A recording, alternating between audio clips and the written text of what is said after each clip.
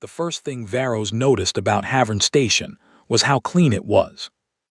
Not clean like a military base, clean like a place people actually loved. The streets were wide. The buildings were painted in warm colors. There were small gardens between the structures, and children's drawings were still taped to some of the windows. It was a colony that had been built with care by people who planned to stay forever. That bothered him more than he expected. Varros was a Drathkai field commander. He had overseen 14 planetary occupations. He knew what a defeated population looked like: the slumped shoulders, the downcast eyes, the quiet crying that people tried to hide. He knew the sounds of a broken place.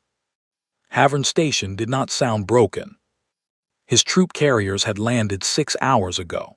His soldiers now stood at every major intersection, weapons visible, patrols running on a strict schedule. The humans had been told to stay in their homes between the hours of dark and dawn. They had been told not to gather in groups larger than 10.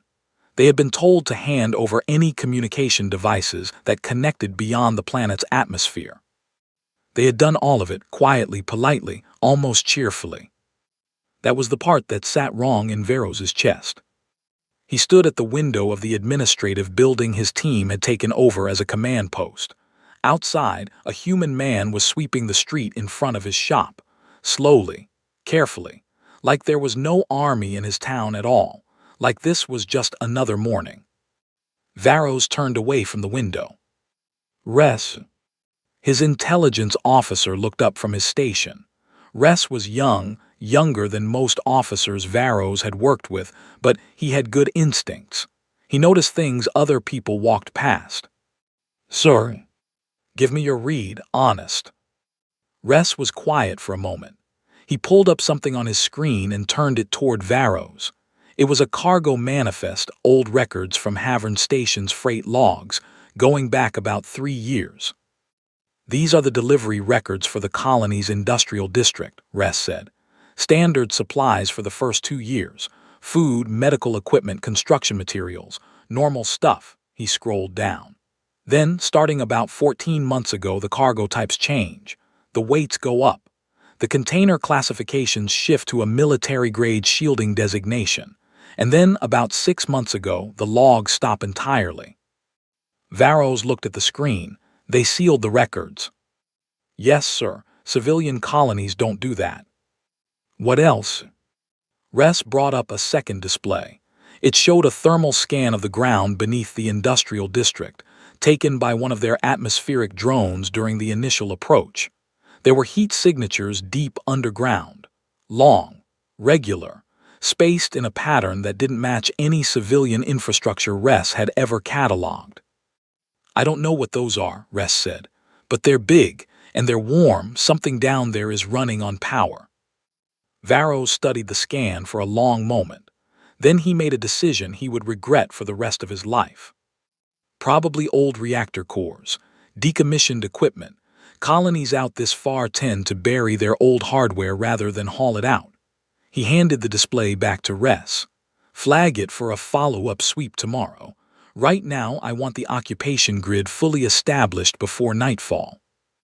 Res took the display back. He didn't argue, but he didn't look convinced either. That evening, Varros walked the colony's main street with 2 of his soldiers. He wanted to see the population directly, not through cameras or reports, but with his own eyes. The humans they passed were polite. A few nodded. One old woman sitting on her front step looked at him directly, without any fear at all, and said something in the human language that his translator caught a half-second later. "You should leave before Tuesday." Varros stopped. He looked at her. She was small, gray-haired, wrapped in a thick coat despite the mild evening air. She was holding a cup of something warm and looking at him the way a grandmother might look at a child who had just done something foolish. "What is Tuesday?" he asked through the translator. She smiled. 4 days from now." He waited for more. She just sipped her drink. He kept walking. He told himself it was the comment of an old woman trying to feel some small sense of power in a situation where she had none. It was a coping mechanism. He had seen it before. He told himself that. Back at the command post, Ress was still at his station. He had not gone to sleep. He had pulled up every record he could find on Havern Station's founding, its original construction permits, its listed infrastructure. He found a discrepancy. The industrial district had been built 3 years before the first civilian residents arrived. That was unusual. Colonies were typically built outward from the residential core. You built homes first, then industry, not the other way around. Unless the industry wasn't the kind that needed to be near people. Unless it was the kind that needed to be hidden before the people arrived. Ress sat back in his chair and stared at the ceiling for a long time. Outside, Havern Station was quiet. The humans slept or seemed to. And somewhere deep beneath the ground, in the dark and the warmth, something very old and very large continued to breathe. On the second day, the underground sensors went dark. Not destroyed, not damaged, just dark. One moment they were transmitting, showing those same long, warm shapes beneath the industrial district, and the next moment the signal was gone, clean, like someone had flipped a switch. Ress reported it immediately. Varros told him to send a ground team to check the sensor array for interference. The team found nothing wrong with the equipment. The sensors were functioning perfectly. There was simply nothing for them to detect anymore. Whatever was down, there had learned to hide. Ress wrote that in his report and then stared at the words for a while. He had never written a sentence like that before. Equipment didn't learn. Infrastructure didn't adapt. But he didn't know what other word to use. The heat signatures had been there for 6 consecutive scans. Now they were gone. And the only explanation that made any sense was that something had noticed the scans and responded to them.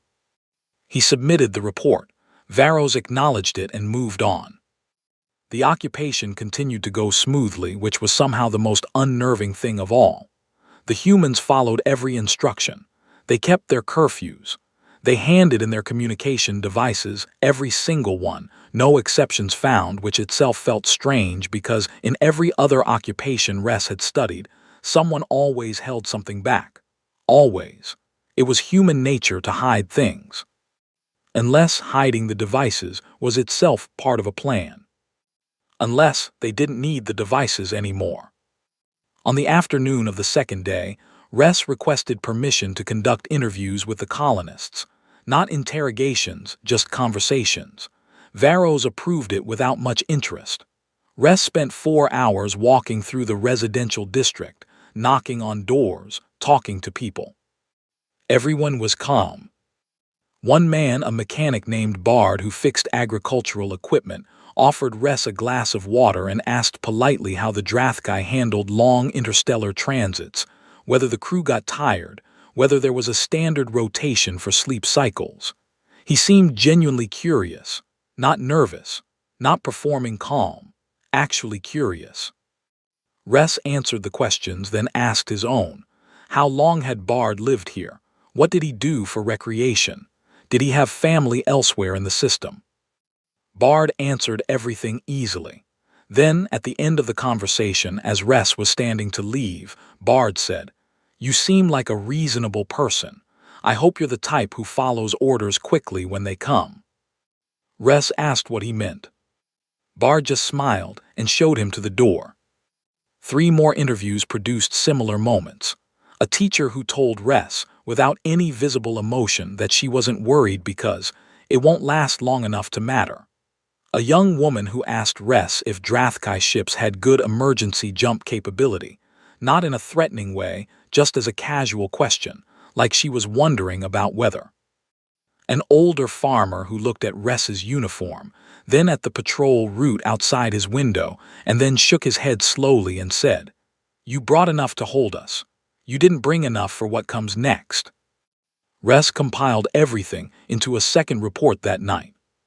He used the word coordinated 4 times. He used the phrase unusual psychological uniformity twice. He wrote near the end, "The colonist population does not exhibit the behavioral markers of a defeated group. They exhibit the behavioral markers of a group that believes the situation is temporary, and that they have access to information the occupying force does not. Varros read the report the next morning. He called Ress into the main office and told him, not unkindly, that he was overthinking it. Colonists this far out from the core worlds develop a strong local identity, Varros said. It makes them resilient. It makes them act differently than core world populations under occupation. That's all this is. Ress nodded. He went back to his station. That night he couldn't sleep. He lay on his cot in the small room they'd converted from a colony office and stared at the ceiling. The building was quiet. Outside, the patrol schedule ran without incident. No disturbances, no resistance, nothing.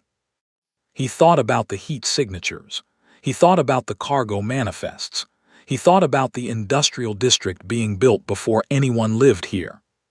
He thought about the old woman's words, "Leave before Tuesday." He got up and went to his station. He pulled up every piece of public information he could find about human military doctrine, not current classified files. He didn't have access to those, but historical records, old stuff, things that had been written about after the fact, in the aftermath of old human conflicts that the Drathkai intelligence archives had filed away as low-priority reading. He found a reference to something called a planetary defense titan, a ground-based weapons platform, walking, armored, designed to be prepositioned in a target location and activated in response to invasion. The record was old.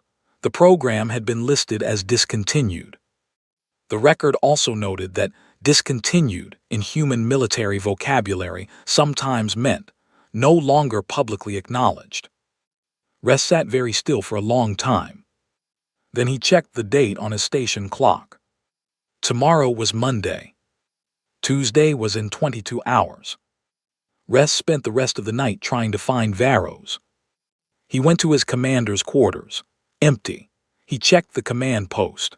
A junior officer told him Varros had gone on a personal inspection of the southern perimeter and wasn't expected back until morning. Ress left 3 urgent messages and then sat at his station and watched the clock. At some point in the early hours, he fell asleep in his chair. He woke up to the ground moving. It was subtle at first, a low vibration in the floor, the kind of tremor that makes you think you imagined it. Ress sat up straight and waited. There it was again, steady, rhythmic, exactly like a heartbeat except the heartbeat of something enormous. He was at the window and 3 steps. The colony was dark except for the patrol lights his soldiers carried. Everything looked normal. The streets were empty. The buildings stood quiet. The sky above was clear, full of stars, with the distant lights of the Drathkai fleet visible as a cluster of bright points in high orbit. Then the tremors got stronger. Not an earthquake, not random. Each one hit at the same interval, heavy, deliberate, patient. Ress grabbed his communicator and got through to the patrol sergeant on the eastern side of the colony. "Do you feel that?" Ress asked. "Yes, sir. Been going on for about 3 minutes. We thought it was." The line cut out, not static, just gone. The lights in the command post flickered. Then from somewhere in the direction of the industrial district, there was a sound that Ress would spend years trying to describe accurately. It was not an explosion. It was not a crash. It was a slow, deep groan, the sound of something very large waking up and stretching for the first time in a long time. Metal on metal. Hydraulics under enormous pressure. The sound of a machine that had been very patient for a very long time, deciding that it was done being patient. The ground cracked. Ress could see it from the window, the earth in the industrial district splitting open along long straight lines, like seams in a jacket pulled too tight. Dust rose in thick columns. The patrol lights near that part of the colony were swinging wildly as his soldiers scrambled back. Then the panels rose. They were massive, each one the size of a building face, made of layered composite armor that still had colony soil and grass clinging to its top edges. They rose slowly, mechanically, with the kind of unhurried certainty that belongs only to things that are not afraid of anything they might find when they come up. 4 panels. 8. 12.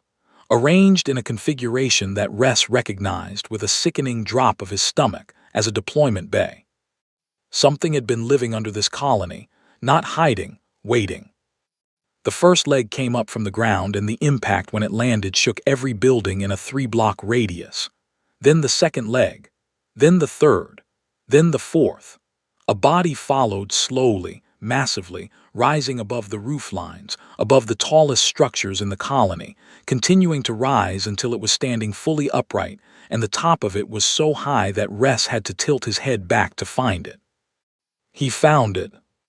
The War Titan was painted in old colors, deep gray and dark red, the paint worn and patched in places, showing the history of a machine that had been repaired many times over many years. Across its chest, in faded human letters large enough to read from across the colony, was a name. Ress's translator worked on it for a moment and came back with a single word: steadfast. It stood completely still for exactly 4 seconds. Ress counted them without meaning to. Then its sensor array swept across the colony, a wide bar of pale light that moved slowly from one side to the other, cataloging, identifying. The light passed over the command post, and Ress felt, irrationally but completely, that it had seen him specifically. His communicator buzzed. It was Varros, finally, breathless, calling from somewhere near the southern perimeter where he'd been on his inspection. "Ress, what is that?" It was not a question. It was the sound of a man looking at something he had no category for. "It's a Terran War Titan, sir," Ress said. His voice was very calm. He was surprised by how calm it was. "Prepositioned. They built the colony around it. They've been waiting for someone to invade." A long silence on the line. "How do we?" Varros started. "I don't know," Ress said honestly. Above the rooftops, the Titan turned its upper body slightly, a slow, massive rotation, and its weapons arrays began to come online one by one. Each one lit up with a low amber glow that pulsed steadily. Calm, methodical, the way a soldier checks their equipment before a fight they are not worried about losing. Somewhere below it, on the street outside the command post, a human woman began to clap. Then another voice joined in. Then another. Within 30 seconds, the entire colony was cheering. Ress stood at the window and watched a machine that should not exist stand in the ruins of what had been a clean, quiet, well-organized trap. The old woman had told him to leave before Tuesday. He had not left. Tuesday had arrived anyway. Deep inside the Titan's chest, in a chamber that smelled of machine oil and recycled air, Davin was running his pre-engagement checklist for the 3rd time. He was 29 years old. He had lived in Havern Station since he was 6. He had grown up knowing exactly what was under the industrial district, because his mother had been one of the engineers who maintained it, and her mother before her had been part of the original installation crew. The knowledge had passed down through his family, the way some families pass down recipes or old stories. He had spent 11 years training for this seat.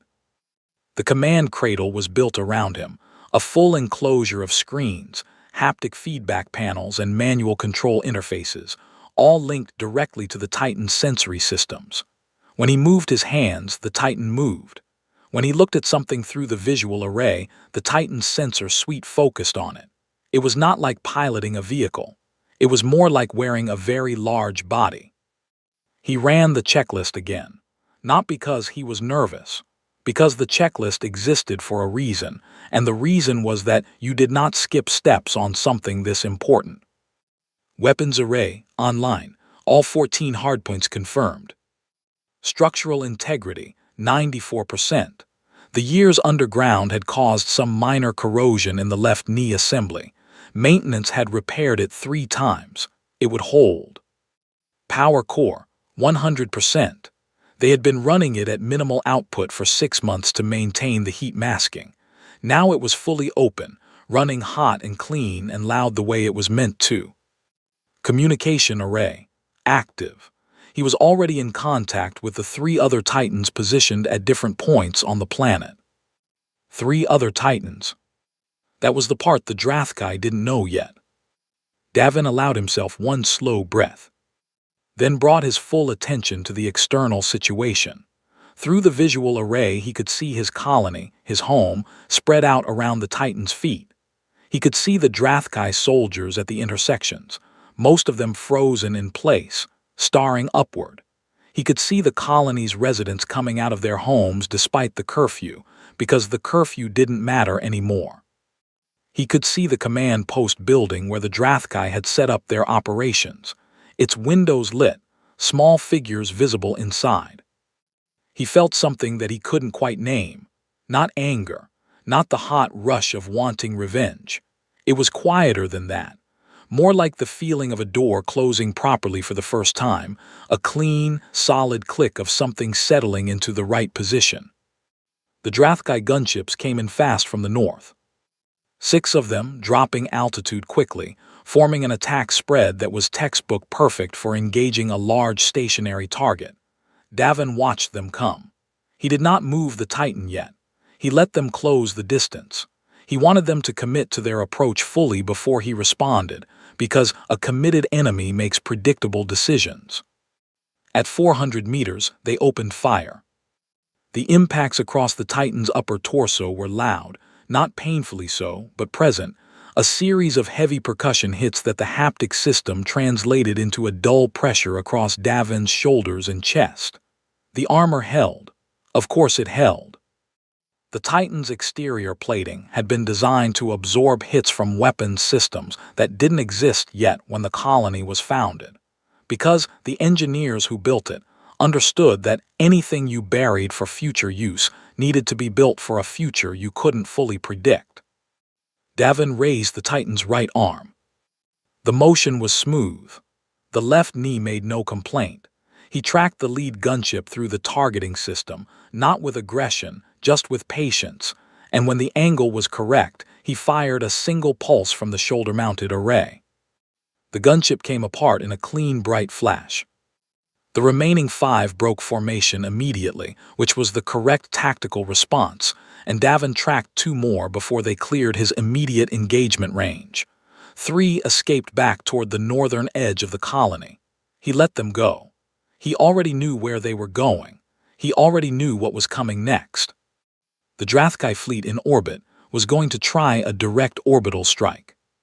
He opened his communication channel to the colony's defense coordinator, a woman named Pell who had been managing the overall operation from a hardened bunker beneath the residential district for the past 4 days. She sounded exactly as calm as she always did. "Orbital response inbound," she said. "Estimated 6 minutes. Shield network coming online." "Confirmed," Davin said. The shield network was something else the Drathkai hadn't cataloged.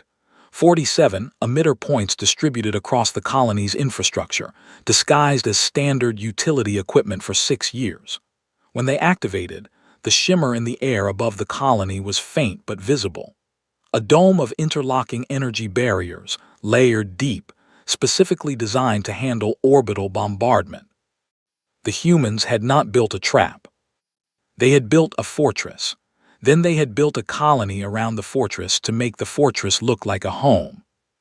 Davin stood the Titan at its full height in the center of the colony and watched the shield network complete its activation cycle. Around him, the cheering from the streets below had not stopped. If anything, it was louder now.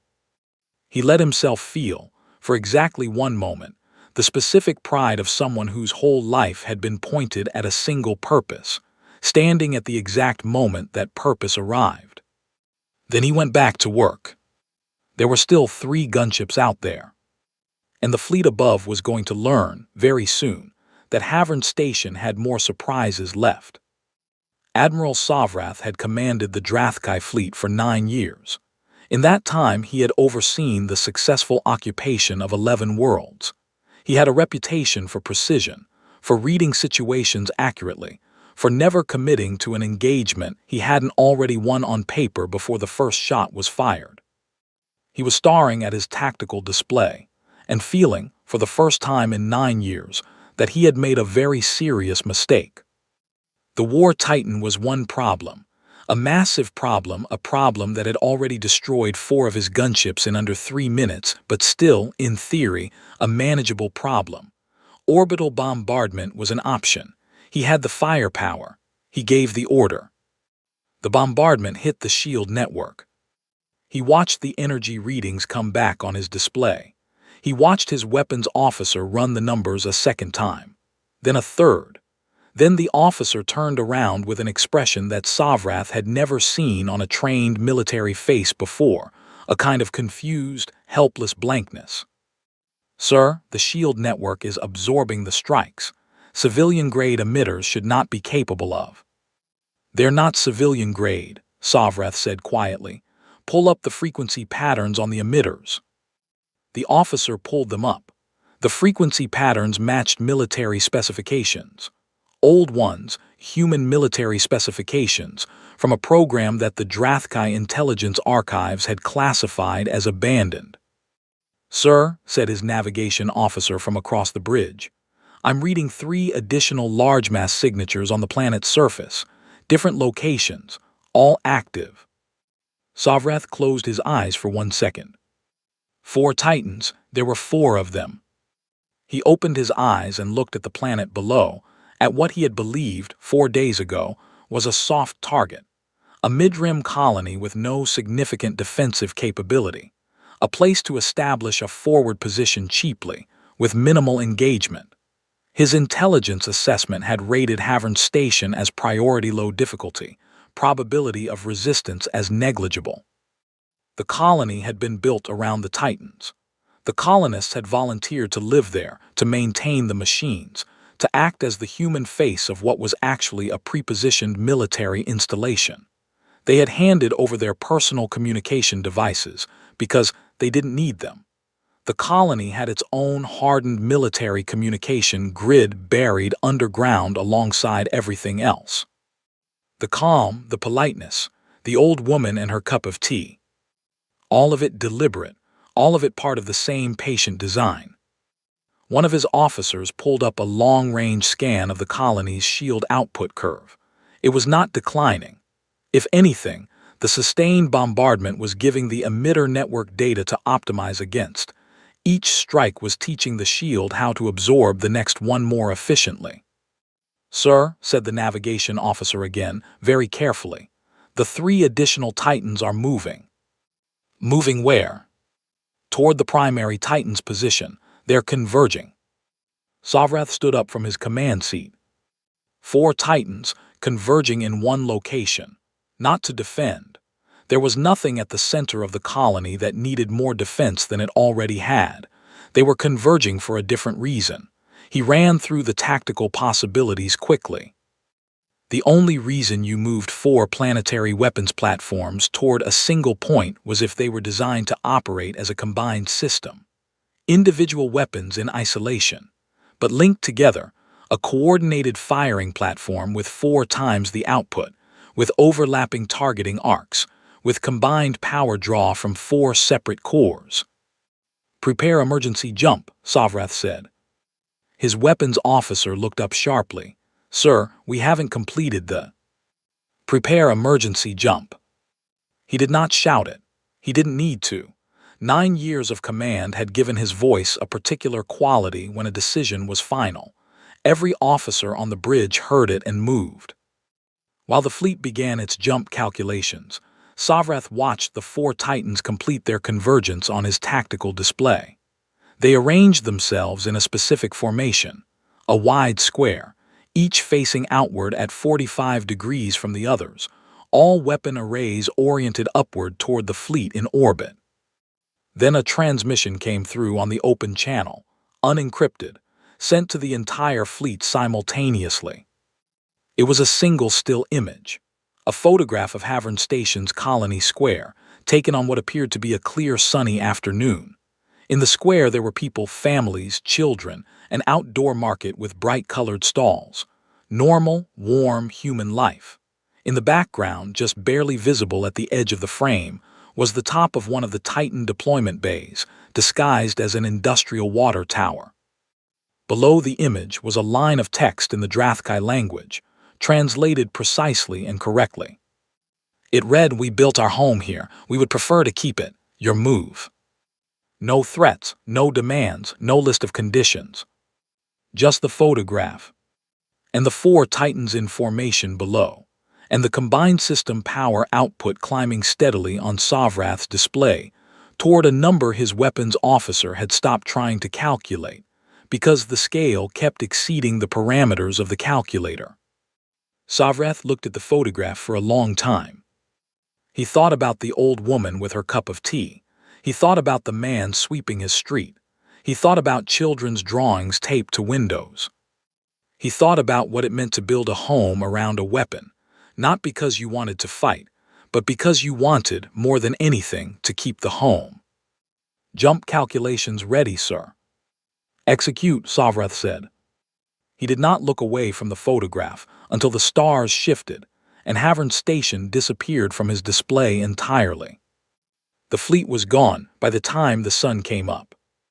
Davin stood the Titan down slowly, powering the weapon systems to standby, letting the walking drives cool, bringing the machine back to the low-output resting state it had maintained for years before the invasion. The process took 40 minutes. He ran the post-engagement checklist the same way he had run the pre-engagement one. Carefully, completely, every step. When it was done, he climbed down.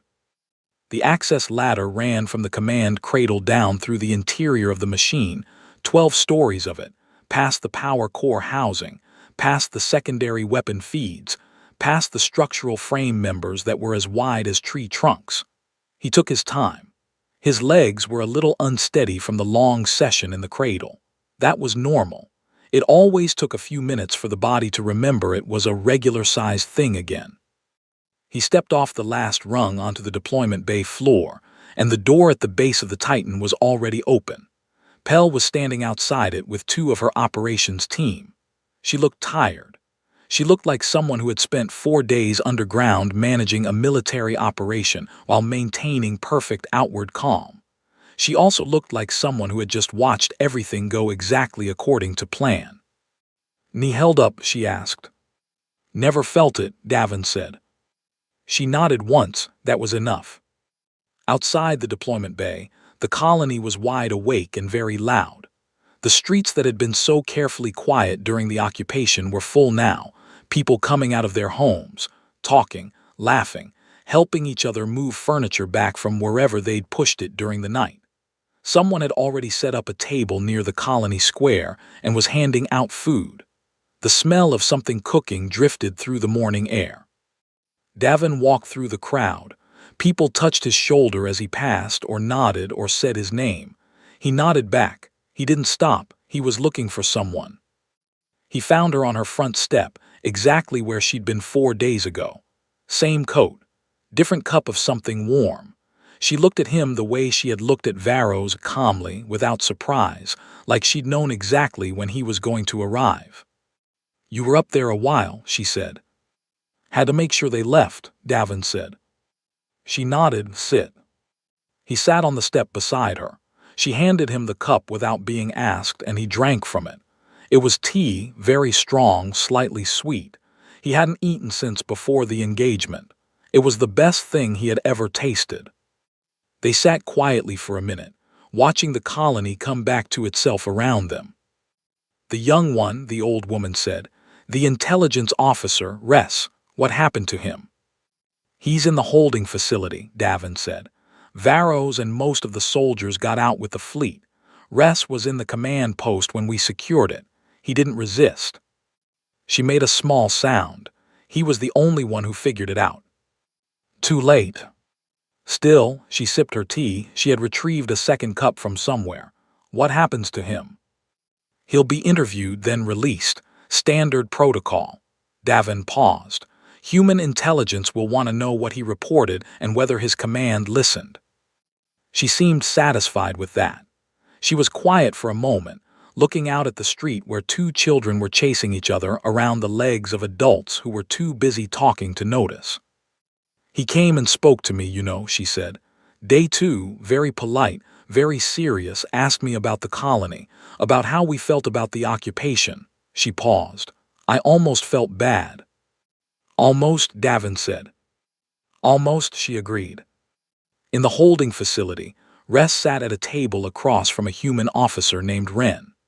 Wren had brought him water and a small portion of food, and had not once used a threatening tone or implied anything uncomfortable about his situation. She had, in fact, been so professionally courteous that Ress found it somehow harder to deal with than hostility would have been. She slid a document across the table. It was printed on actual paper, which Ress found strange. "You can read our script?" she asked. "My translator handles it," he said. "Then read that." He read it. It was a full technical specification document for the Havern Station installation.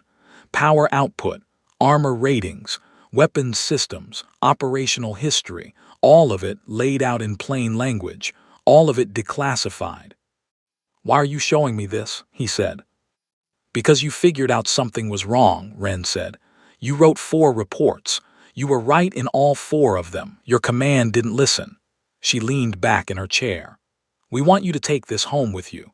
We want the people who make decisions in your government to know exactly what they walked into, not as a threat, just as information." Ress looked at the document. He thought about the heat signatures, about the cargo manifests, about the woman on the step and her cup of tea. "You wanted them to invade," he said slowly. "You needed a live test." Wren said nothing, which was its own kind of answer. Ress looked at the document for a long time. Then he folded it carefully and put it in his jacket. Outside in the colony square, the humans were setting up more tables. Someone had found music. The smell of food was everywhere. Children were running between the legs of adults again. The 4 Titans stood at the edge of the industrial district, patient and still, waiting for the next Tuesday that might come. Havern Station had survived. It had never really been in doubt.